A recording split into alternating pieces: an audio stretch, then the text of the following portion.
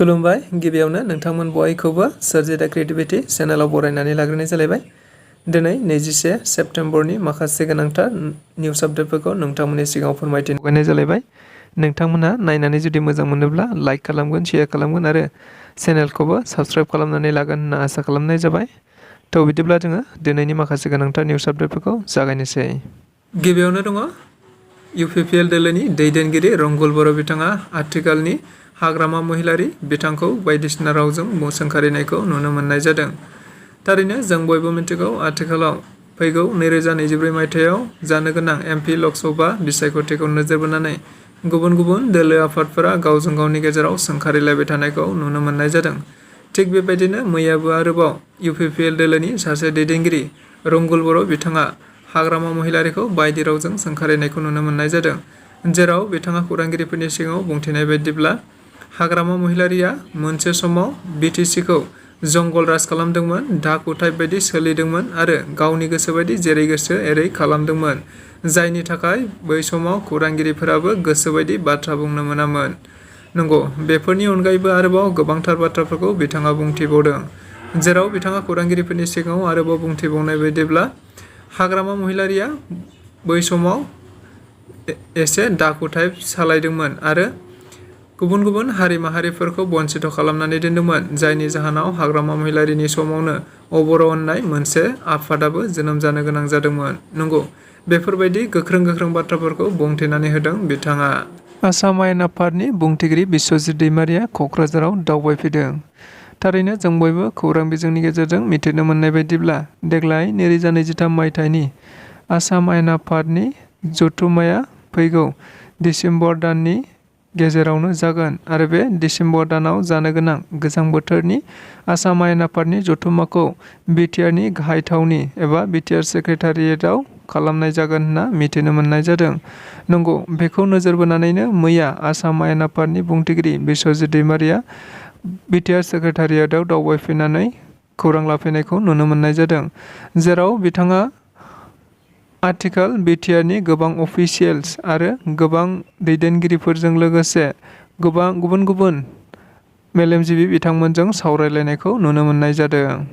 जफादं ओनसोलाव गोबां रायजो राजाफोरा थाद'नाय गैयाजासे सोमावसारबाय थानायखौ नुनो मोननाय जादों। नंगौ, दिनैबो आरोबाव गोबां रायजो राजाफोरा जफादं ओनसोलाव सोमावसारनायखौ नुनो मोननाय जादों। मिथिनो मोननाय बायदिब्ला जफादं ओनसोलनि रायजो राजाफोरा आथिखालाव गोदानै दाजानाय तामुलपुर जिल्लाजों माखासे ओनसोलफोरखौ दाजाबफानायखौ लानानै हेंथा खालामनानै बे सोमावसारनाय हाबाफारिया जाबाय थादों, जेराव बिथांमोनहा बुंथिनाय बायदिब्ला जफादं ओनसोलनि रायजो राजाफोरा तामुलपुराव थांनांगौआ गोबां गोब्राब जायो, जेराव लामा हान्थिनाय आरो थांलाय फैलायाव जोबोद उसुबिदा नुजागोन आरो सरासनस्रा सुबुंफोरनि थाखाय तामुलपुर जिल्लायाव थांनानै खामानि मावहैनांगौआ गोब्राब जागोन होननानै बुंथिदों। बेनिखायनो बिथांमोनहा बाक्सा जिल्लायावनो गावसोरनि ओनसोलखौ दाजाबफानो थाखाय गुरैयै खावलायनाय जायो। लोगोसे बेबायदि हाबाफारिखौ जेब्लासिम दाबिखौ दैखांनानै लाया अब्लासिम बेबायदि सोमावसारनाया जालांबाय थागोन होननानैबो बिथांमोनहा खौरांगिरिफोरनि गेजेरजों गोख्रोङै बुंथिनानै होनायखौ नुनो मोनदों। फै बिदिब्ला जोङो भिडिअखौ नायलांनि। এদিনতে সব বস্তু হ'ব বিচাৰিলে নহ'ব, ধৈৰ্য লাগিব। যদি কোনোবা সঁচাকৈ লিডাৰ হ'ব বিচাৰিছে, সমাজৰ কাৰণে কাম কৰিব বিচাৰিছে, ধৈৰ্যটো লাগিব। মানে এদিনতে মানে সব কুছ বনাব খুজিলেতো নহ'ব। আৰু এটা প্ৰচেছ হাগ্ৰামা মহিলাৰী ডাঙৰীয়া 17 বছৰত যি ছিষ্টেমটো কলাপছ কৰি গ'ল, এই ছিষ্টেমটো ভাল কৰোঁতে যথেষ্টখিনি সময় লাগিছে। 17 বছৰ আৰু 2 বছৰ এইটো কম্পেয়াৰ কৰিলে অকণমান ইনজাষ্টিছ দৰে হয়। আমি কাম কৰি আছোঁ আৰু ৰাইজৰ কাৰণে কাম কৰিম বুলি পেলাই ওলাই আহিছোঁ। গতিকে 17 বছৰ আৰু 2 বছৰ অকণমান আপোনালোকে চাব, অলপমান সময় দিয়ক, আমি সব ঠিক কৰি আছোঁ। গতিকে সব বছৰ এটা সময় থাকে, মই ক'লোৱেই আপোনালোকক, গতিকে অকণমান সময়টো দিব লাগিব। 17 বছৰত কোনো ছিষ্টেমেই নাছিলে। আপোনালোকে সাংবাদিক খুব ভালদৰে বুজি পায়, না সাংবাদিকে ভালদৰে কথা ক'ব পাৰে, না ডেভেলপমেণ্টৰ ভালদৰে কাম হয়, না BTC প্ৰশাসনে ভালদৰে চলে। যেনেকৈ ইচ্ছা হাগ্ৰামা মহিলাৰে অলপ ডাকু টাইপত চলাইছিলে তেওঁ, 2 নম্বৰ টাইপত। মানুহবিলাকতো বহুতে কয়, ইণ্টেলেকচুৱেলবিলাক, তেওঁ জংঘল ৰাজ চলাইছিল বুলি। জংঘল ৰাজৰ পৰা এতিয়া পৰিত্ৰাণ পাইছে মানুহবিলাক, এইটো জানো কম মানে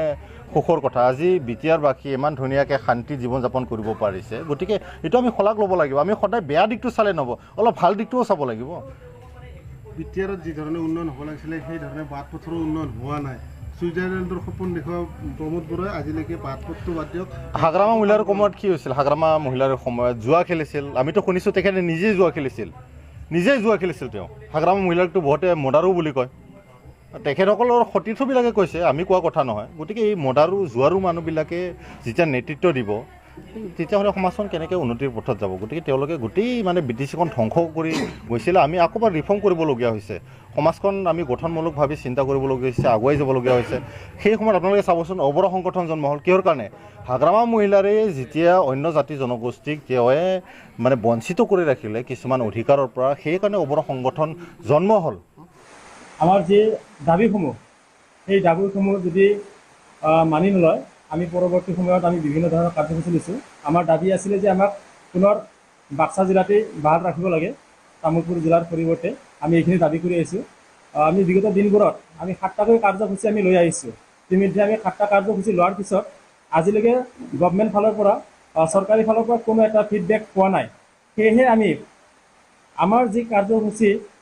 আমাৰ যি দাবী সেইটো যদি মানি নলয় আমি আৰু অনাগত দিনবোৰত আমি বিভিন্ন ধৰণৰ কাৰ্যসূচী ল'ব বিচাৰিছোঁ অহাকালি আমি এটা মুণ্ডন কাৰ্যসূচী আমি ল'ম তাৰ নেক্সট দিনাখন আমি এটা জ্বৰ সমদল উলিয়াম তাৰপিছতে আমি বাগানপাৰা চাৰ্কুল অফিচত আমি দুদিনীয়া কাৰ্যসূচী আমি ল'ব বিচাৰিছোঁ অনশন আৰু এটা ধৰ্ণা কাৰ্যসূচী লোৱা হ'ব তাৰ উপৰি আৰু যদি আমাৰ দাবীৰ মানি নলয় বা কোনো ফিডবেক নিদিয়ে আমি হাইকোৰ্টৰ কাৰণে এতিয়া আমি প্ৰস্তুত হৈছোঁ আমি হাইকোৰ্ট কৰিম হাইকোৰ্টৰ পৰা আমি সুপ্ৰিম কোৰ্টলৈকে যাম সেইটো আমি অলৰেডি আমি আগবাঢ়ি আহিছোঁ তো আমাৰ ইয়াত যে আমি তাৰ উপৰি আৰু বিভিন্ন ধৰণৰ আমাৰ যি প্ৰতিবাদী কাৰ্যসূচী আমি এইটো লৈ থাকিম আলোচনাৰ মাধ্যমে আমি লৈ থকা হ'ব আৰু অৱশেষত যদি আমাৰ চূড়ান্ত সিদ্ধান্ত সেইটোৱে যে আমাৰ লোকসভা পৰিষদীয় আৰু আমাৰ যিটো বিধানসভা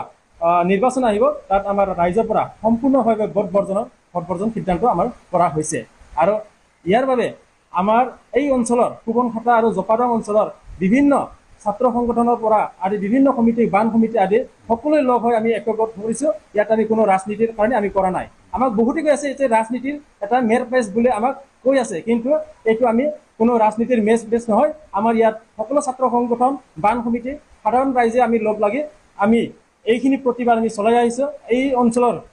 সচেতন নাগৰিকসকলে ওলাই আহিছে তাত আমাৰ এই অঞ্চলৰ দুখীয়া ৰাইজসকলে ইয়াত সকলো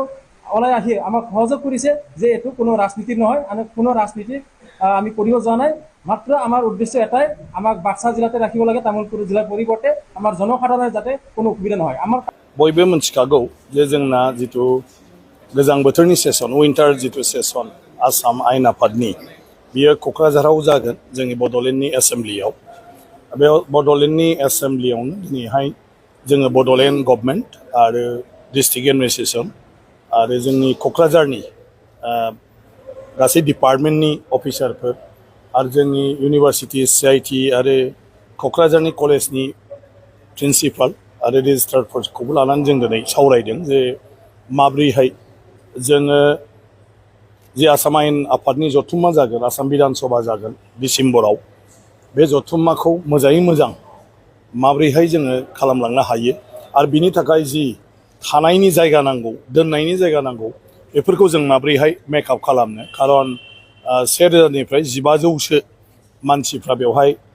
थाफैनांगोन मन्त्रि MLA चिफ मिनिस्टारनिफ्राय लानानै चिफ सेक्रेटारि DGP आरो प्रिन्सिपाल सेक्रेटारि कमिशनार सेक्रेटारि बेफोरबायदि गासैबो अफिसारफ्रानो माने बेवहाय थाफैगोन स्टाफफोर बेवहाय थाफैगोन आसाम बिधान सभानि गासैबो स्टाफ बेवहाय थाफैगोन बेजों लोगोसे जोंहा सोरनिबा PA PS फोरबो थाबाय आरो सिकिउरिटिफोरबो थाबाय ड्राइभारफोरबो थाबाय जे बेफोरखौ जों माब्रैहाय लाखिनो हायो बेखौ दिनैहाय गुवारै सावरायनाय जादों आरो गोनां जायोब्ला जोङो जोंनि जि माने कलेजनि हस्टेल इउनिभार्सिटिनि हस्टेलफोर बेफोरखौबो जों बाहायनांनो हागौ नामा बिनि थाखाय एसेसमेन्ट खालामनो दिनैहाय दायथ' होनाय जाबाय ज' रायलायलायनानै आरो बे मथे जोङो 10-15 साननि गेजेरजों बे गासैबो थासारिखौ नायनानै जों माब्रैहाय बेबस्था लायोब्ला मोजां बेखौ उनावहाय थिग खालामलांगोन ओंखायनो दिनैनि बेवहाय दावबायफैनाया आसाम बिधान सभानिफ्राय थोंजोङै बेनोल' जे जोङो गिबि खेबनि थाखाय आसाम बिधान सभाया आसामनि बिधान सभा न'नि बायह्रायाव जागोन क'क्राझाराव बे बड'लेण्डआव आरो बे जों बयनिबो थाखाय देरगानायनि बाथ्रा बड'लेण्डनि सुबुंफोरनि थाखाय जे बेवहाय सप्तासेनि थाखाय आसामनि जिथु केपिटेल बियो बेवहाय फैथ'गोन आसाम बिधान सभा बेजों लोगोसे आसामनि सेक्रेटारियेट आरो गासै आसाम गभर्नमेन्टनि खामानियानो बे सप्तासेयाव बड'लेण्ड गभर्नमेन्टनि सेक्रेटारियेटनिफ्राय सालायनाय जागोन आरो सप्तासे माने बेवहाय फैथ'सिगोन दिसपुरा